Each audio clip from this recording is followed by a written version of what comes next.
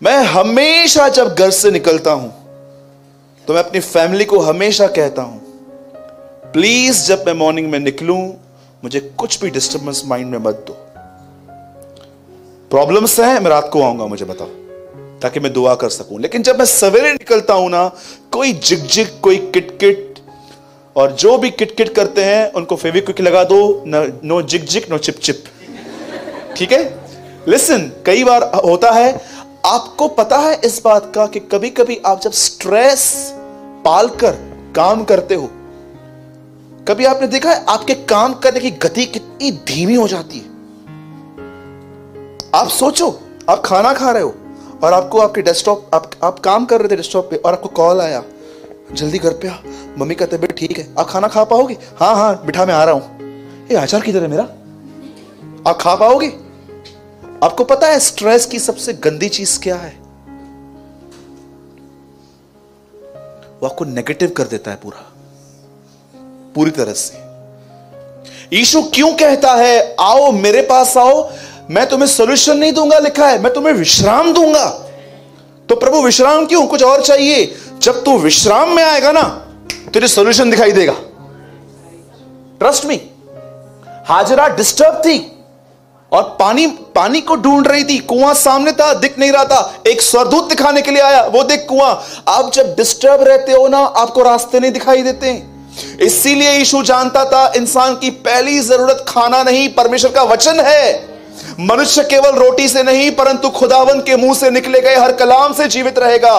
वो जानता था इंसान को भोजन से अधिक वचन है, क्योंकि वचन ही इंसान को स्टेबल करता है। आप में से बहुत सारे जो लोग हैं ना यहां पर, जो अप डाउन सारा की तरह, इब्राहिम की तरह, कभी सारा को पत्नी कहते हैं, कभी बहन कहते हैं, कभी शिमशोन की तरह लड़ते हैं तो कभी व्यभिचार में पड़े रहते हैं, कभी कैसे तो कभी कैसे। जो भी अप डाउन रहते हो, आपका रीजन जानते हैं क्या है? आपने चीजों को उन जगहों पे नहीं रखा है जहां पर आपको रखनी है। आप हर दिन सुबह उठ के ये देखते हो मुझे क्या काम करना है, क्या खाना है, कितनों से मिलना है, पर बहुत कम लोग हैं जो सब चीजों को साइड करके हर दिन उस मन्ने को रिसीव करने के लिए जाते हैं जो खुदा ने उनके लिए रखा है। अब देखिए यहां पर क्या हुआ। यीशु मसीह एक भीड़ को देख के कहता है जितने के पास बोझ है वो आओ, मैं तुम्हें विश्राम दूंगा। प्रभु तू ये भी तो पूछ मुझे किस बात का बोझ है। वो जानने की जरूरत नहीं है। मैंने तुझे ऐसा बना दिया है, तू बहुत कुछ कर सकता है, लेकिन सबसे पहले तू पीस में आ। मैं आपको कहना चाहता हूं, कभी कभी आप देख रहे हो ना कि आपके अंदर पीस नहीं है, शांति ढूंढो। और मैं आपको बताता हूं शांति कैसे मिलती है। सिंपल चीज है, अपने आप को उसके सामने खाली कर दो। मैं कई बार अपनी शांति को ऐसे ढूंढता हूं जब मैं देखता हूं कि कुछ चीजें हैं जो मेरे माइंड पर रूल कर रही है, मैं खुदा को बता के, और उसके बाद भी अगर वो चीजें फिर से मेरे सामने आती हैं, मैं वचन कह के उन्हें भगाने की कोशिश करता हूं। अब देखो, जो मैं आपको समझाना चाहता हूं, ध्यान दो। मैं आपको समझाना चाहता हूं आप कैसे अपना पीस खोते हो। आज मैं आपको वो समझाना चाहता हूं, ठीक है। पुराने नियम को पढ़ते समय आप एक बात चेक करो। जब परमेश्वर ने देखा कि इंसान ने गुनाह किया है, तब परमेश्वर ने क्या किया? एक बलिदान लिया, उसे काटा और उसके अंगरखे बनाए और आदम को पहना दिए। मैं आपको पूछना चाहता हूं, जितने लोग यहां पर बैठे हैं, बताइए ये जो जानवर था ये किसे दर्शाया जाता था? पक्का? Okay, first. सेकंड, अब मैं आपको दूसरा पूछना चाहता हूं, बताइए जब परमेश्वर ने मूसा को कहा मिलाप वाला तंबू बना, ये मिलाप वाला तंबू क्या दर्शाया जाता था?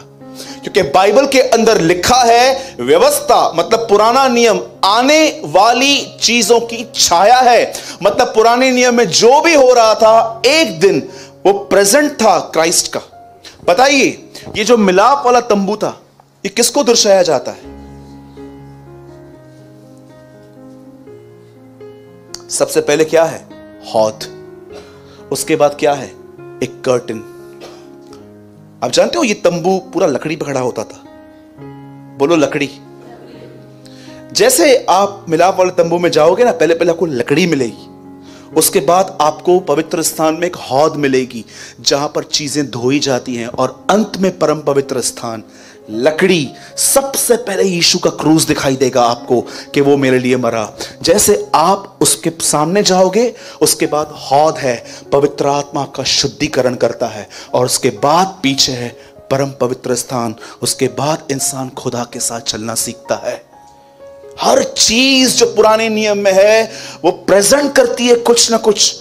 वो जो लैम उन्होंने काटा परमेश्वर ने अदन की वाटिका में, वो यीशु का प्रतीक था। ये जो बलिदान था, ये जो मिलाप वाला तंबू था, 3 कोट्स थे, बाहरी आंगन, पवित्र स्थान, परम पवित्र स्थान। ये इंसान को दर्शाया जाता था, शरीर, प्राण, आत्मा। आइए तीसरी चीज जो मैं आपको पूछना चाहता हूं, बताइए अंजीर का पेड़ किसको दर्शाया जाता है पुराने नियम के अंदर? जब आप पढ़ते हो अंजीर का पेड़, यीशु ने क्या कहा? मेरे आने से पहले वो पेड़ फिर से फूलेगा।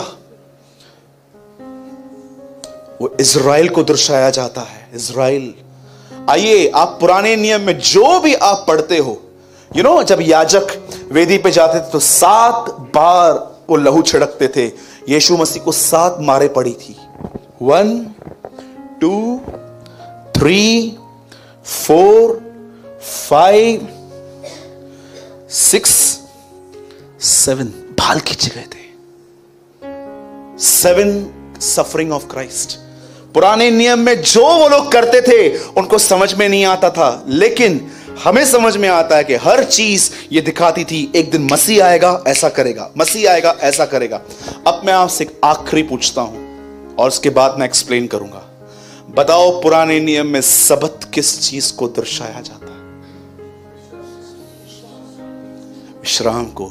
जब परमेश्वर ने इंसान को बनाया, क्या कहा? 6 दिन काम करना, 7वें दिन विश्राम करना। ठीक है, आदम कितना टाइम अदन की वाटिका में रहा? कुछ ही समय। उसके बाद यह वाचा खत्म हो गई। उसके बाद परमेश्वर इज़राइल के साथ फिर से वाचा बांधता है और कहता है क्या? तुम मेरे लिए विश्राम का दिन मनाना, सबत का दिन मनाना। वो लोग भी फेल हो गए। फेल होने के बाद अब परमेश्वर नई वाचा के साथ हमारे पास आके वापस कहता है, मैं थोड़ा इसको अलग तरीके से बता रहा हूं, प्लीज आप मुझे गलत ना समझें।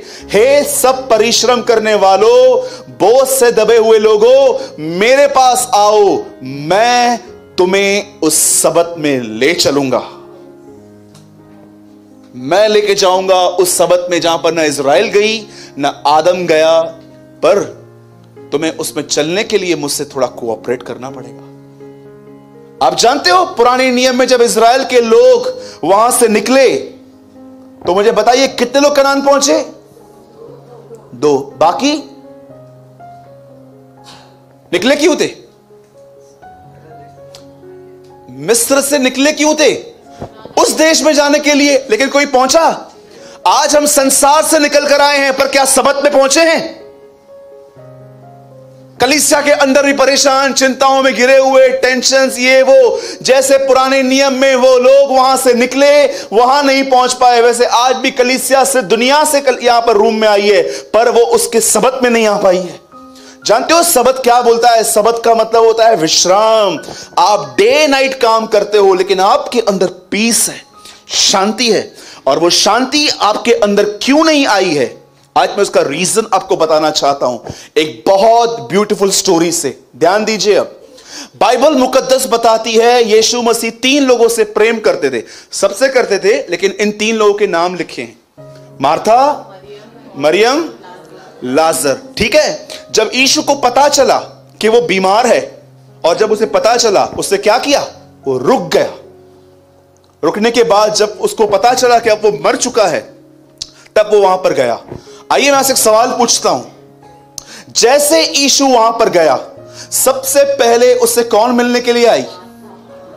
मार्था। Praise the Lord. और जब मार्था वहां पर मिलने के लिए आई तो उसने क्या कहा? प्रभु, यदि आप यहां होते तो मेरा भाई नहीं मरता, और मैं जानती हूं अब भी आप परमेश्वर से कुछ मांगोगे तो वो आपको देगा। कुछ समझ में आ रही है इसकी बातें? आपको नहीं लगता एक भटका हुआ मन है ये? आप यहां होते तो नहीं मरता, अभी मांगो तो मिलेगा। उसके बाद यीशु क्या कहता है? वो जी उठेगा। उसके बाद क्या वो कहती है? हां मैं जानती हूं कि पुनरुत्थान के दिन जिंदा होगा। यीशु उसके बाद क्या कहता है? पुनरुत्थान और जीवन मैं ही हूं। अब आप में से कितने लोगों ने इस बात पे ध्यान दिया है? यीशु आज की बात कर रहा है, मार्था फ्यूचर की बात कर रही है। आपको पता है आप में से बहुत सारे लोग परेशान क्यों रहते हैं? वो आज में नहीं फ्यूचर में जीते हैं। मैं पढ़ रहा था, प्रभु बोलता है वो जी उठेगा, ये बोलती है हां हां मेरे को पता है पुनरुत्थान के दिन वो जी उठेगा। यीशु कहता है पुनरुत्थान और जीवन मैं ही हूं। मार्था शायद इन बातों की क्लियर अंडरस्टैंडिंग नहीं रखती थी, लेकिन आप और मैं तो ऐसे व्यक्ति हैं जो समझ पाते हैं कि यीशु ने आज की बात कही थी। आज आपको पता है आप में से बहुतों की शांति कब जाती है? जब आप आज का दिन छोड़ के कल में जीना चालू करते हो। अगर मेरी सैलरी लेट आई तो क्या होगा? मेरी शादी लेट होती जा रही है, मेरा हस्बैंड अब तक उधार नहीं पा रहा है, मेरा परिवार कब प्रभु में आएगा, ये कब आएगा? आप में से कितने लोग आप इस बात को समझ क्यों नहीं पाते? आपको आज में जीना है। आप में से अधिकतर लोग, आपसे सोचना स्टार्ट करो कल की। आपको पता है ये इतना छोटे से शुरू होता है कि पता भी नहीं चलता है कि इसने पूरी जगह ले ली है आपके अंदर। एक दिन मैं बैठा था, उन दिनों में हमारा आरकेटी में मीटिंग चलती थी, वहां पर ओल्ड बिल्डिंग में लोग बढ़ते जा रहे थे, बढ़ते जा रहे थे, बढ़ते जा रहे थे। तो हुआ क्या सुनिए, एक दिन हमारे चर्च में कॉल आया। एक बहन ने कहा ब्रदर मुझे आपसे कुछ बात करनी है, और वो बहन उल्लासनगर के बाहर की थी। तो मैंने बोला बोलिए सिस्टर। बोला भैया मैं आई थी आज मीटिंग में। तो मैंने बोला आप दिखे तो नहीं? बोला चली गई मैं ऐसे ही। बोला क्यों? बोला सीढ़ियों तक बैठने की जगह नहीं थी। मैं कहाँ बैठूं? मैं आके चली गई।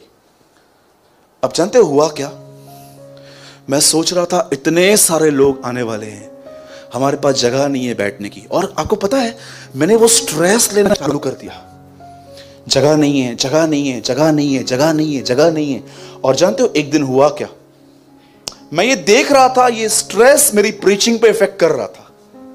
मैं प्रचार वैसे नहीं कर पा रहा था जैसे मुझे करना चाहिए। मुझे दिख रहा था कई बार कि मैं फ्रस्ट्रेट हूं अंदर में। क्यों? क्योंकि कभी कभी बच्चे, आप जितने ओल्ड बिल्डिंग में आते थे आप सबको पता रहेगा, कभी कभी मुझे प्रीच करने के लिए इतने सिर्फ 4 इंच या 6 इंच मिलते थे। कितने लोग यहां पर हैं जो आते थे ओल्ड बिल्डिंग में? इतनी सी जगह मिलती थी, और कभी कभी बच्चे खेलते थे मेरे यहां पर। हाँ एक बार टेम्प्ट हो गया, मैंने बोला एक बार मैं इतना गुस्से में आ गया, यार प्रचार तो करने दो, इतने लोग आते हैं। एक बच्चा मामा मामा करके पकड़, मामा कलीसा के बाद मामा को पकड़, छोड़ इधर। ट्रस्ट मी, मैं देख रहा था फ्रस्ट्रेट। मैं घर पे आके बैठा, मुझे प्रभु ने एक बात कही, सुन जगह नहीं है ना, नहीं ढूंढना, स्ट्रेस क्यों ले रहा है? तो क्या कर सकता है? हाँ प्रभु मैं ढूंढ सकता हूं। तो ढूंढना, स्ट्रेस क्यों लेके बैठा है? कभी कभी आपने देखा है, आप पढ़ाई करते हो, एग्जाम्स देके आते हो, और आपकी रिजल्ट तक हालत क्या हो जाती है? रिजल्ट के दिन ऐसे दिखाई देते हैं, ऐसा लगता है कब्र में से उठ के आया है। देखा है आपने? सोचो आपकी परफॉर्मेंस अच्छी नहीं है जॉब में, और आपको कहां से हिंट मिली है कि शायद आपको आंसर मिल सकता है, भाई आप जाओ यहां से। आपकी हालत कैसे हो जाती है? मेरे भाइयों और बहनों, आप कल में जी रहे हो। अगर आप अपने सबक में जीना चाहते हो तो आज में जियो।